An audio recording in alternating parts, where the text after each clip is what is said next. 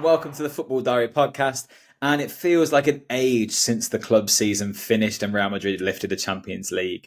So me and Dave are missing football. So we thought, why not look ahead to this summer's tournament and start previewing Euro 24. So I think today the way that we'll start this is by looking at some of the favourites, and then Dave and I have each picked a side that we'd like to see do well at the tournament.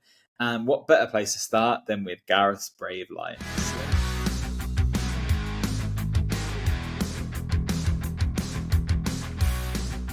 When was the last time we talked about any squad in this kind of competition where they've got the Premier League player of the season, La Liga's player of the season, obviously the Bundesliga's top scorer, Harry Kane just got 44 goals in 45 games for Bayern. Like, we've got superstars across the line, along with young emerging talent like Wharton, like Eze, that are coming through now and making a case to go to the tournament as well.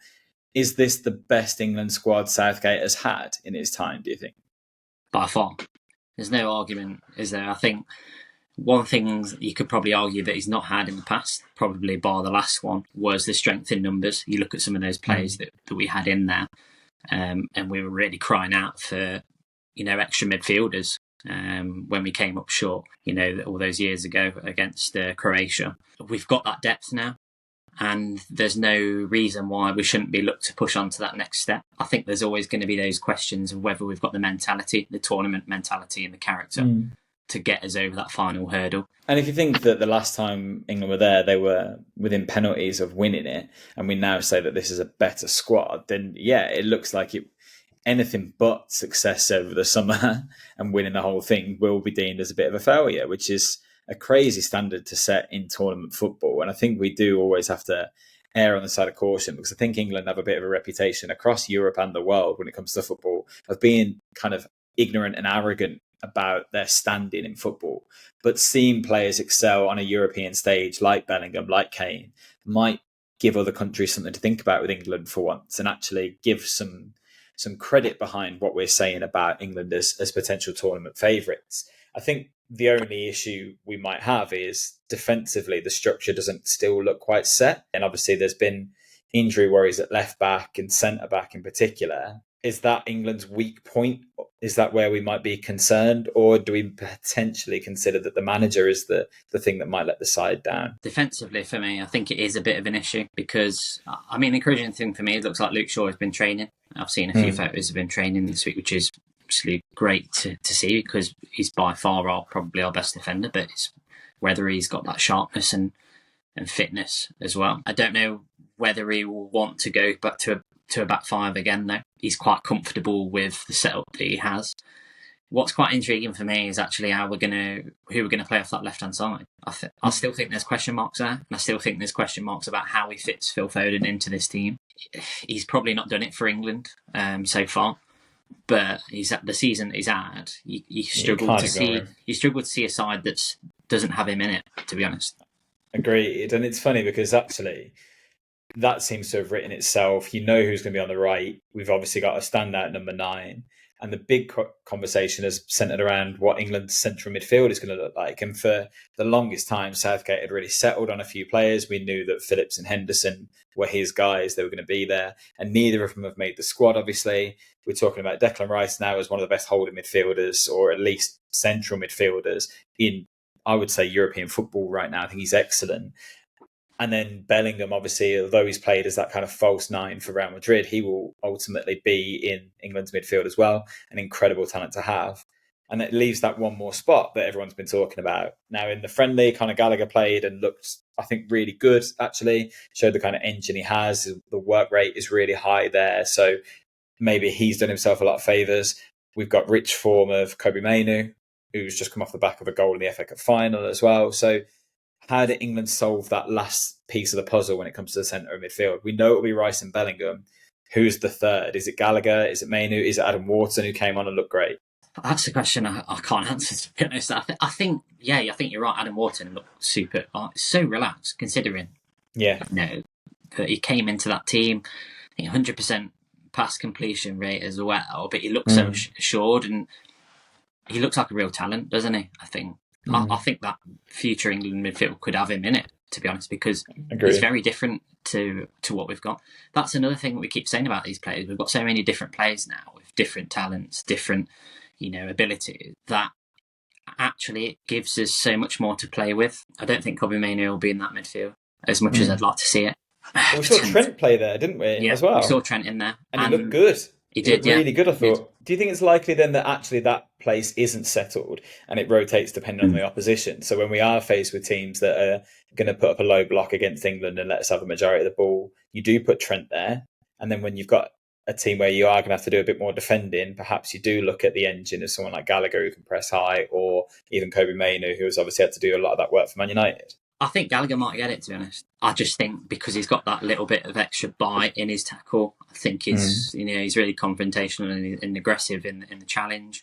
But that character that he has, I think it will give us that little bit of steel, that bit of extra steel we probably need. So where have you got England getting to in this tournament then? I'm going to make you answer that question. I got them in the final. I don't want to say they're going to win it because, we're all pessimists as England fans. Used to getting, I don't want to say let down, but disappointed and humbled. Which I kind honestly, of anticipate. Mate, I can't go through the heartbreak again that we went through in the last final. So I've got them to do it. I think they actually can this time. I think the strength in attacking positions is just frightening. The only worry I have is whether Southgate nullifies some of that and doesn't let it flow to its best of potential. But I love this side. I think there's some excellent players in there. And I think all you need to do is look at the ones that are probably going to get cut from this squad, who would have been absolute sensations in any previous England generation.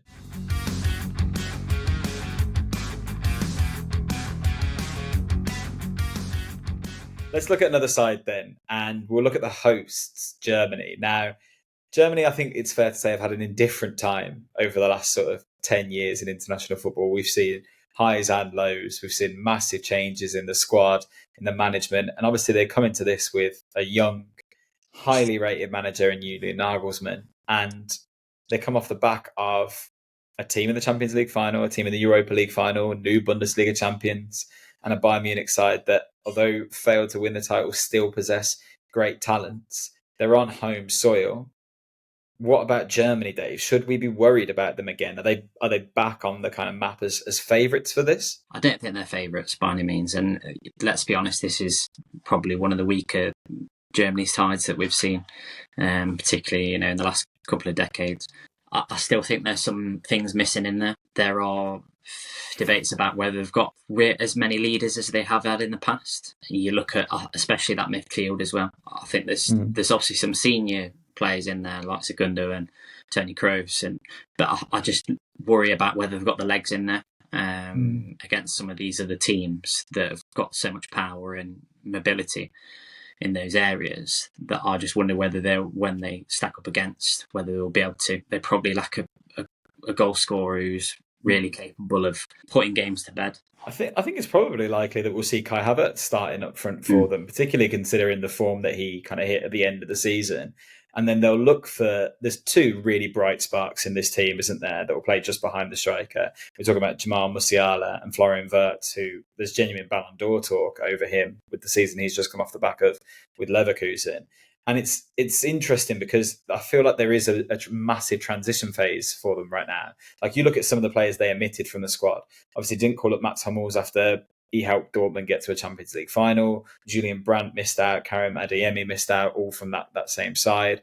Goretzka's not in there. So there is clearly a bit of a passing of the guard. And Florian Wirtz and Musiala in particular seem like that is who Germany want to build their future around. So even without a necessary obvious goal scorer as a number 9, does that kind of suit them a little bit to at least be able to bring those two players in? Plus, when you consider the width coming from players like Sane, Gnabry, obviously, we know what they can do at that sort of level. Oh, yeah. I think there's still some young talent coming through. Maximilian Bayer from, obviously, had a really good season at Hoffenheim as well. There is, you mentioned there's some real young talent. And I think it's similar to Italy's transition as well. You actually look at some down the age groups, especially, they're performing really well, or down the age groups. I think that we'll see some real talent come through there in the next couple of years as well. It's definitely a transitional period. Let's not forget, this is Nagelsmann's still quite new to this team. I think him actually stamping his imprint on this tournament. It'd be really intriguing to see, and I like you mentioned there. I think it would be interesting to see whether he does go with Kai Havertz in similar sort of role to what he plays at Arsenal and play that kind of false nine position, which is probably the way to go for them, to be honest. Yeah, and I think when you consider that some of these players have obviously had quite disappointing club seasons with Bayern, and then you have that balance of then looking at players like Toni Kroos and Rudiger who have just come off the back of winning the Champions League, whether this squad can connect really quickly and move forward together is huge, because there's always been a bit of a feeling of maybe cliques within the Germany camp, the Bayern players being together, a bit like we used to see with England as well. And Nagelsmann will have a big job in his hands to manage that. But home tournaments always throw a bit of a spanner in the works, don't they? So how much of an advantage do Germany have from that side of things? I don't know if I see it as a huge advantage, to be honest. I'm just going to say I think there are. I wouldn't say they're probably, definitely not first or second favourites. I think they're probably arguably fifth favourites in this tournament. I think there are much better teams in there. We've seen strange things. Italy definitely weren't the favourites for me last tournament and went on to win. So I think if things fall nicely for them, then there's that opportunity.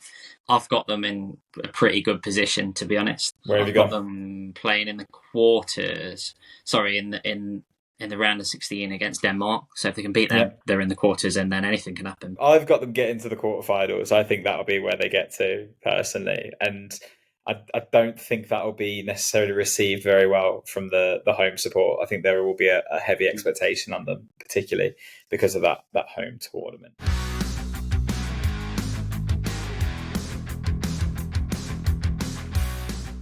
Let's look at the last team to lift the trophy. Sadly, it was not England, beaten on penalties by Italy, who are back defending this after another indifferent time lately internationally. Like they missed the World Cup, obviously, but they're back here at the Euros.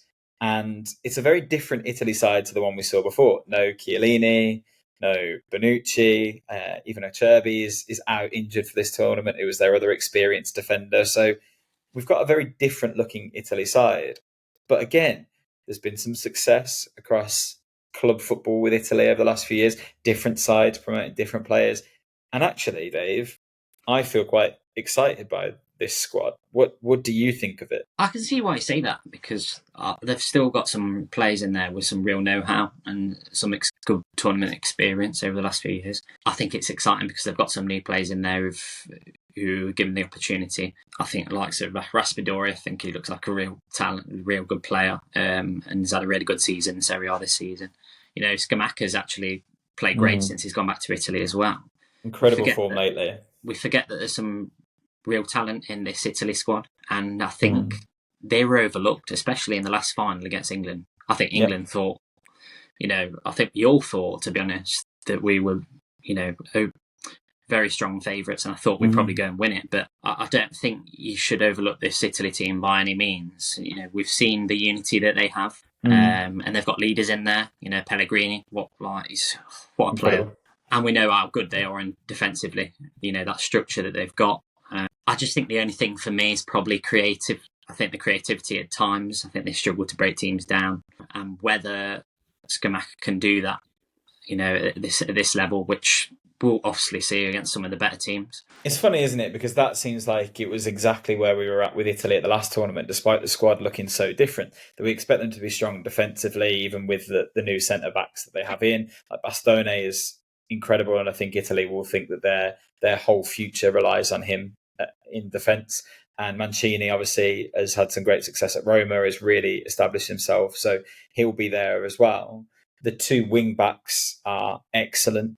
I think if you look at Di Lorenzo and what he's managed to achieve at Napoli last season in particular, that's someone that I would be really worried about if we came up against him. And DiMarco, obviously from Inter as well, another player who's kicked on struggled with their fullbacks in the past, haven't we? We really Spinazzola was one of the players of the tournament when they went the distance. But then you look forward, and that forward line, it felt the same last time. Immobile was in incredible club form, but struggled to replicate it on the international stage. And now Scamacca is that player that all the hopes kind of rest on him because of the club form he showed. But he wasn't even in the last Italy squad because there was issues around him.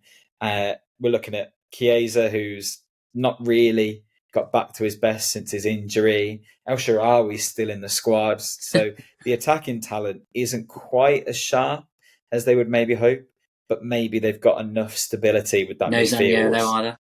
Yeah, noticeable, obviously, through his absence, the injury that he picked up at the end of the season. Such a shame for him because it's another player that it just feels like is just constantly going to be haunted by those things and missing major tournaments. Because obviously in the last tournament, he had his ACL and that really made him and the national team suffer. So I don't know with them. I think the midfield looks so strong. The defence I have a lot of faith in that I think that that's enough in tournaments to get you very, very far. Italy showed that before. Like they still have Jorginho, Barella's in there. You mentioned Pellegrini. The midfield is excellent and stacked. Defensively, I think they're very sound despite the change of guard there. It's just whether they've got the goals in them. And last time they didn't need to. They had enough anyway.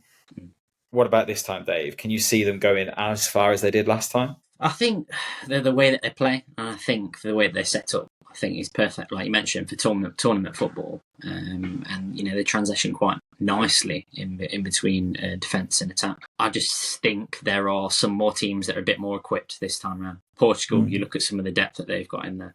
France are always going to be brilliant. I think England got even more depth. There's more. They look more like the finished article than they did last time around. So I don't think I see Italy going as far as they did last time.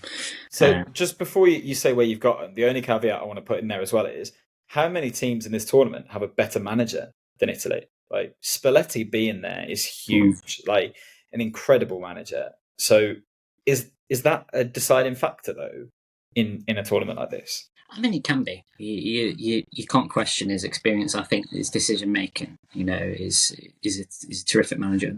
These tournaments, I think, are obviously decided on more just the coach. I think there's only so far you can take a team, especially that that are probably only so far equipped as compared to some of the other teams as well.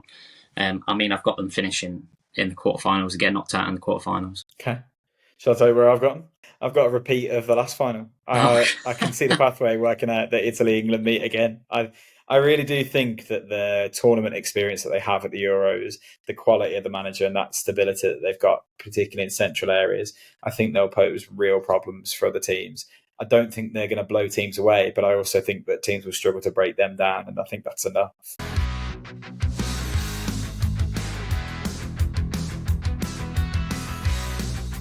Okay, let's look at a lot of people's favourites then. There's two outright favourites with bookmakers at the moment. They are England and France, who obviously knocked England out of the World Cup in Qatar, got to the final in very dramatic fashion. They're looking to lift another trophy, of course. And again, another side that we've seen a lot of changes to the squad. One stands out as a lack of change, and N'Golo Kante is back, which is, I think, is a really interesting decision considering the move to Saudi. But defensively, we're looking at a very different France side. But that young talent just keeps coming through, doesn't it, Dave? Are France and their depth still at that elite level that we've seen them at in previous tournaments? It's a joke, isn't it? You look through that squad and every name's got an argument to be in the first 11. They're that good. You mentioned some of the young talent they've got. They've still got some very experienced players in there, like Giroud, who, it'd be interesting to see if he can still do it. Because for me, he also changed the game against England at the last tournament. He's shown that he can still be a key player. But then, some of that talent, like you mentioned, Barcola as well, I think looks really promising. PSG is obviously in there. I think they've just got these players who can decide moments at any time. And rightly, they should be one of the favourites. I think they ought to have had their super engine, haven't they? And I think they've given France are actually second favourites behind England, 19.1%. Yeah, I saw that. Which I thought was really fascinating, actually. It's got to be probably one of the first times England have been favourites for a tournament as well. What I find really interesting, Dave, is you're talking about France and their difference makers, and you're yet to mention Real Madrid's new man. So obviously 25-year-old Kylian Mbappé has finally got his move to Real Madrid. Does that do him good or bad for this tournament? Is there a bit of a betrayal feeling from the Paris-based players, or is there an uplift in him and his spirits because he's finally got that move? Is it enough to motivate him? they've got to have seen it coming, haven't they? Yeah. This has been a long time coming. So I don't think it would cause any disruption within that squad. We've seen some quite comical times with this France team in the past, with some arguments and disruption during big tournaments. But I can't see it. I think, I think the reason I didn't mention him is because I'm a little bit bitter and probably a little bit jealous of Real Madrid getting a player like Mbappé in through the door, and we know how good he is. We don't really need to mention. You run out of superlatives at the end of the day. But we saw it at the last tournament. They were obviously a bit unfortunate, to be honest. But he made a real impact in that, so I'd expect the same, to be honest.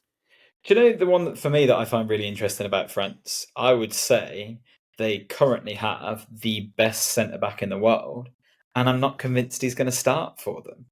What's the idea between France's centre-back pairing? Because traditionally we've seen Upamecano and Konate there now. Obviously Varane's no longer in the camp. So you'd imagine Saliba gets straight in there, but there's a chance that we won't even see him. Is that just a sign of how good France's depth is, or is that potentially Deschamps overlooking something excellent? I mean, I know France fans have had the frustrations with Deschamps in the past, haven't they? I think it's difficult to argue against whatever decision he makes, because you look at the centre-backs that they've got, and they've got some players missing in there as well. Look at Kimpembe before he had that terrible injury. He really good centre-backs throughout. Konate, you probably imagine, I think he'll start, to be honest. I'll be surprised if it wasn't Saliba alongside Konate. But he's always favoured Upamecano, hasn't he? And on his day, is an excellent defender, but has a rick in him. I feel like that's the area. If you're going to get out France, he's the one that you want to attack, really. I think the fullbacks, Theo Hernandez is obviously sensational. They're disappointed to have lost Lucas Hernandez to an injury, but if they can get Saliba in there, he has to, surely, because they'd be missing a world-class talent. Absolutely. I think there's for sure. I think sometimes with Upamecano, you don't know what to expect, and you do get those performances from him where he looks out of sorts, and I don't think you can afford that. I think Saliba, for me, has got to be the first choice centre back, especially the progress he's shown. Agreed. Over the last couple of years. So the problem is that if we're talking about how unstoppable France look, how excellent the squad is, the amazing depth that they have, but also saying that they aren't the favourites for the tournament. So where do France fall short, if they do fall short? If they're not going to go on to win it, what is it that stops them from winning it? I think the only thing for me probably is whether Giroud can still do it, and whether they've got a striker in there who can actually consistently score goals for them, and whether they're not consistently relying on Mbappé as well. I think that's probably the only thing for me. I think they're too good all over the pitch, and I think it's just one of those teams as well where when you do come up against them, you kind of almost have to hope for a little bit of an off day and look for those very small weaknesses in the, like you mentioned, in the back line. Upamecano, I think, is probably a play you would look to target if you're under the team. So where have you got them? I've got them in the semis, but I don't know whether it's my head or my heart for England to actually beat them. Yeah, I had the same thing. I had them getting to the semis and losing to England, but I don't know. When I think about that game, I don't know how England win it, but there's just something that tells me that England are going to go the other way, and if they're going to, then they've got to beat everyone in front of them. So they've got to have something that gets them through. But yeah, I had semi-finals as well.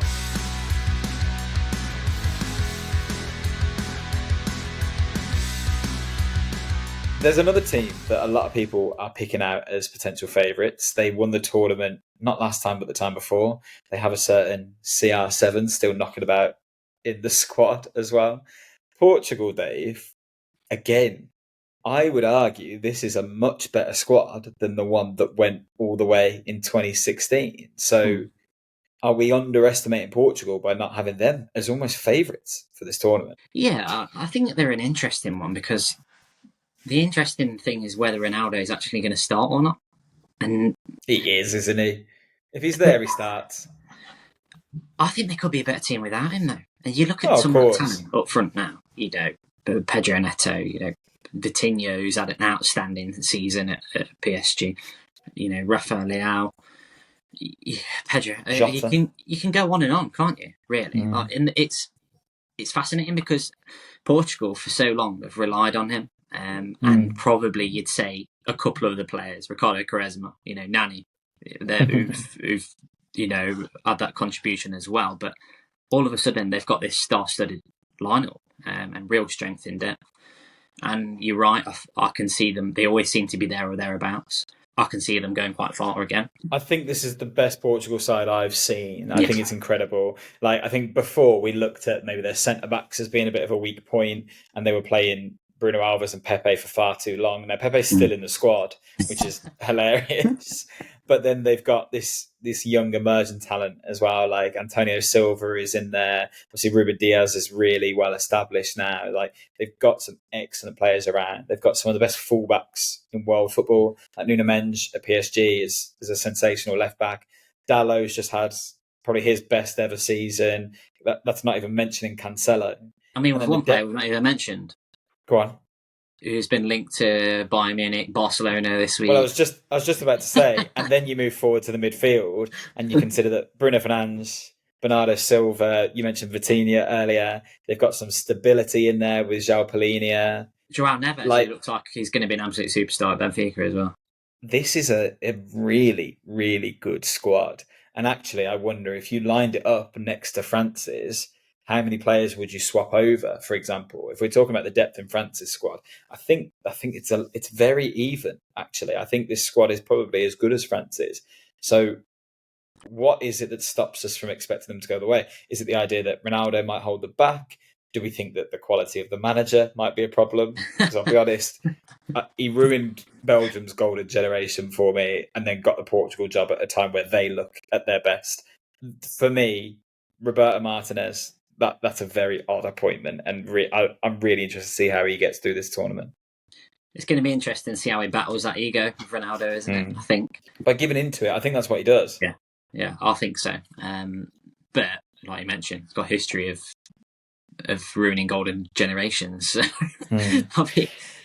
This just felt like it would be the perfect time for Mourinho, didn't it? It all just didn't quite fall into place at the right time. Obviously, he's now got a move to Fenerbahce. They brought Martinez in a while ago because the move was there. But right now, if we were going into this tournament with this Portugal side and Mourinho, they're winning it for me. I honestly think it's that cut and dry. For international tournament football, is it not the perfect style? He got Roma to the Conference League and then the Europa League final. He could definitely get this Portugal side far in a cup competition, undoubtedly. So I wish it had come a little bit earlier. I feel like Martinez is probably the thing for me that stops them because, the players that we've not even mentioned that are still in this squad, like João Felix, Rafael Leao, Diogo Jota, it's stacked. And if they can get the formation settled, if they can keep everyone happy and not have that reliance on Ronaldo, then amazing. I actually do see the benefit of having him there, though, because he is just an out-and-out finisher. And the creativity they'd have behind him, you need someone who's going to take those chances. For the longest time, Portugal didn't have a number 9. They didn't have someone that we looked at and said, they are the goal threat. Ronaldo kind of played out wide for a long time. He then moved to the middle over the last few tournaments because it was necessary with age. I still think he does that job. But the difference is now... Oh, come on. I think he was the last. Yeah. Howard Postiga, I think. But now at this sort of time, he's got the finishing ability still, I think, but he's got the creative players behind him that really will carry it. I think they could be a real threat. I think you're right with that. I think there's not an over-reliance on him now. And I think because the attention isn't on him always, I think with that team, like you mentioned, there's so many superstars and so many players in there can decide games. Do you know what? I actually think their most important player is Bruno Fernandes because I think everything goes through him. And, I do. Unlike at United, they've actually got a really functioning team. And you have to get that in there. Well, I can't just that to you. So where do you get Portugal in this tournament? Where have you got them placed? I've got it as an England-Portugal final. Wow, okay. Yeah. So good. You are estimating them in the same sort of manner that I said. I had them in the semis to Italy. So I think we both can see the strength. Yeah, they've probably got on my side, they've probably got quite a favourable run. I've got them facing the round of 16 Croatia. Then they play against the Netherlands. Then they play against Denmark in a semi-final, who I've actually got going a long way. You might raise your eyebrows at that. But Spoiler alert, Dave. Yeah, I had the same pathway, but I had them getting to the semis against Italy, and then I think that might be where they come unstuck. But we'll see. We'll definitely see. I think Portugal will be out to impress. I wanted to just give a quick mention to Spain then, Dave, because obviously they've got great international pedigree. They had recent history where the Euros was an excellent tournament for them, and there's still some excellent players around that side. But actually, looking at their squad, Dave, are Spain maybe contenders for the big team to go out earliest? Because it feels like there's massive holes in that squad. And I wonder whether actually this is the weakest we've seen Spain for a long time. Yeah, I think there's an argument for that, really, isn't there? I think there's holes in that team that have probably struggled to replace. I think the striker position's probably been up in the air for quite a while. If you think about, obviously they're still playing Alvaro Morata there at times, who does a job, all respect to him. He'll captain them, I think, in this tournament. But I think there is a lack of decisiveness in those areas and clinical nature. I just think there's a lot of young players as well. You look, Nico Williams, Lamine Yamal as well, who is very young. I think there's just a little bit of a lack of know-how, which they've had for so many years. But now you look at some of the more experienced players, it's dwindling in numbers. Obviously Carvajal, Rodri, two of them. But in the past, they've had so many players in there who've got real character. They've had leaders in there, and I just think that's something that they do lack at the minute. Yeah, I think this squad looks so weak, realistically. Like, you look at their centre-back options. Aymeric Laporte has obviously been in Saudi for a year. They called him up. Lenormand from Real Sociedad's there. They didn't call up Pau Torres, which, I don't know, again, maybe that's Villa bias, but that seems like a no-brainer to me. He's their best centre-back right now, and he's not even in the squad. Nacho's still there. Jesus Navas is still there, which is an odd thing to me. And I'm just looking through the squad, wondering where the quality is. Because realistically, they've got Rodri and Pedri, who are two excellent midfielders. Sure, that, Dave. There's some strange ones. You still got Yurtse Perez in there as well. Yeah. Who I'm just, honestly, Dave, if you told Premier League fans of 10 years ago that we'd see Joselu, Iosi Perez, who else was in there? Mikel Merino from Newcastle fame. They're all going to be in the Spain squad at that time.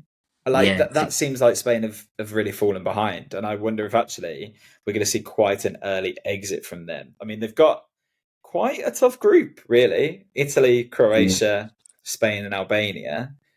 Do they definitely get out of the group? I watched them against Brazil recently as well, and they were defensively, the goals that they conceded were so bad. They just got caught in transition. I think we know the style of football they like to play. I think they're just a little bit weak. I think going forward, I think they lack that clinical edge that probably, and I think they get caught in behind too often. I only got them into the quarterfinal. Got knocked out of the quarterfinal stage. I had them earlier than that.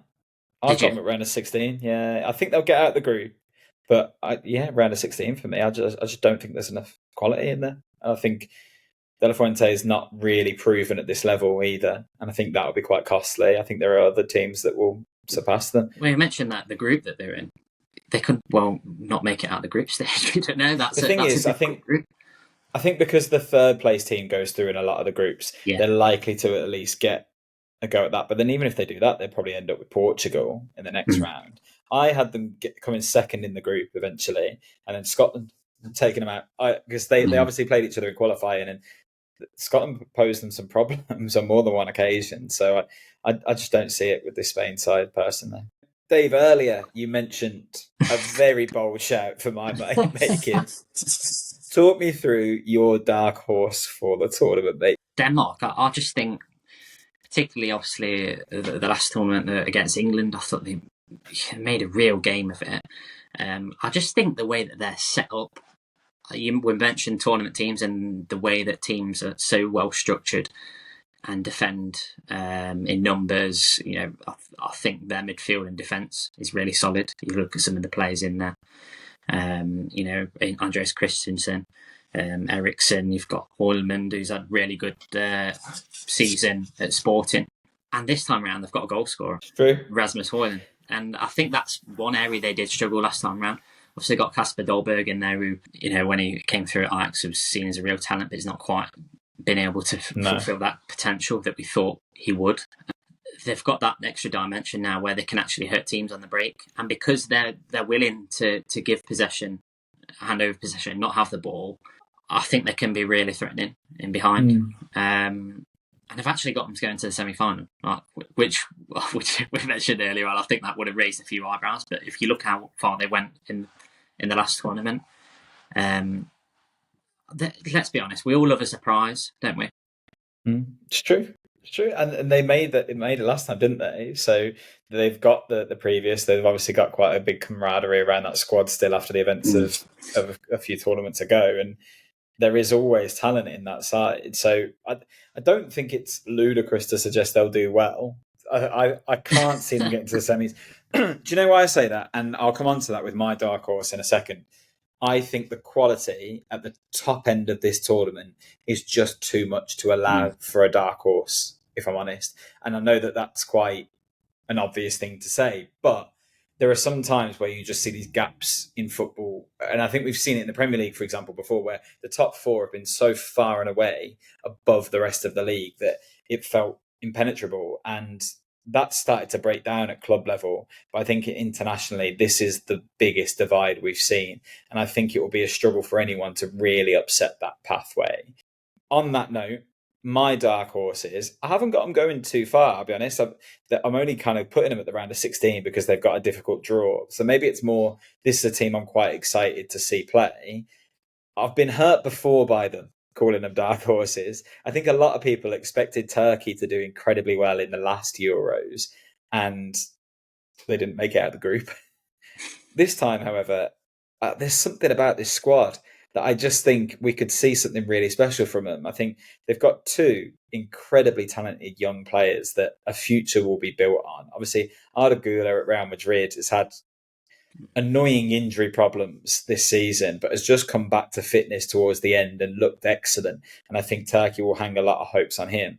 And Kenan Yildiz at Juventus, another really exciting, electrifying forward that, again, in tournament football, that raw, young, unpredictable talent that they undoubtedly have can be really hard for the bigger sides to manage and anticipate. And I wonder if that could carry them quite far, particularly when you think about the midfield they've got behind them. Like Çalhanoğlu has just had an outstanding season for Inter and has done this Ross Barkley-esque thing of moving from being a number 10 to a number 6 and learnt such a level and degree of control in midfield that Turkey will inevitably benefit from that. When you pair that with someone like Kochku at Benfica, who maybe didn't have the season he was anticipating after being so sensational for Feyenoord, is still an incredibly talented number 8, and next to him could be really, really impactful at kind of containing a game and playing the ball forward effectively. The only issue is defensively, they're missing Soyuncu, who obviously, again, has been on a bit of a decline. They're missing Kabak, who I think a lot of people thought was going to be the kind of future of them defensively a few years ago. So a lot falls on Demiral, who's obviously over in Saudi again now.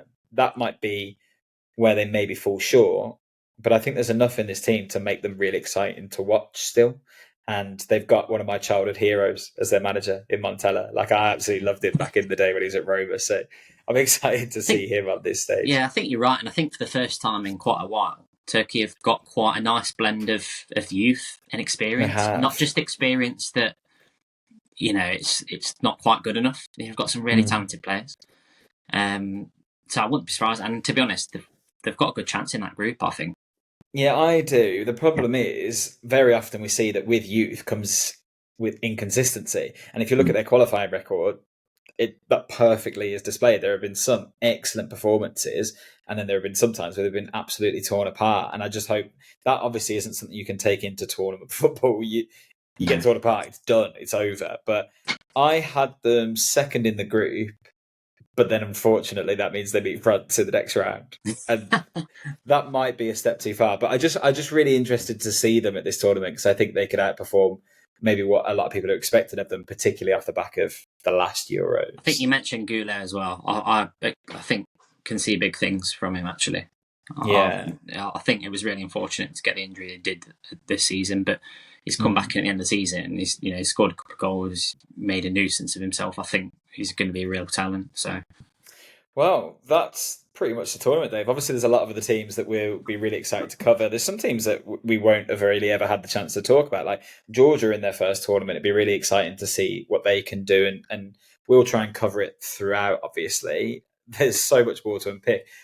I wanted to give a quick cheeky mention to Scotland as well. They're the ones that I've probably got going furthest as the unfancied sides. But again, John McGinn's there, so maybe I'm just being biased, but I think they'll be exciting to watch as well. But this tournament, Dave, I feel like even though we've had a really long season and we've talked a lot about the amount of football that's packed into such a tight schedule, it hasn't stopped the excitement for this summer, has it? Like, how are you feeling about the Euros? I can't wait, and it's. I think because how long seasons are now, it just comes around so much quicker, doesn't it? I love a bit of tournament football. I love amping myself up for England to ultimately do what they normally do. Yeah. Not this time, Dave. We're going to go the whole way. And for everyone watching or listening, wherever you are watching the Euros, whether you've got the pleasure of going to Germany, you can take us with you in your pocket. Subscribe to us on YouTube. Follow us on all listening platforms. We're on socials as well. And we'll cover as much of the tournament as we can, because as you can see, me and Dave are absolutely buzzing for it. And Michael will be back with us as well. He's actually over in Germany right now, isn't he, Dave? He's scouting out the area, I think, trying to work out the best spots. But, bad timing. He should have gone a little bit later. But yeah, thank you for joining us this week in our preview for the Euros. Like I say, go over to the YouTube page and subscribe there so you can see mine and Dave's lovely faces. And go and follow us on all socials. We love talking with you guys. But in the meantime, thank you, Dave. We'll see you again. Come on, England.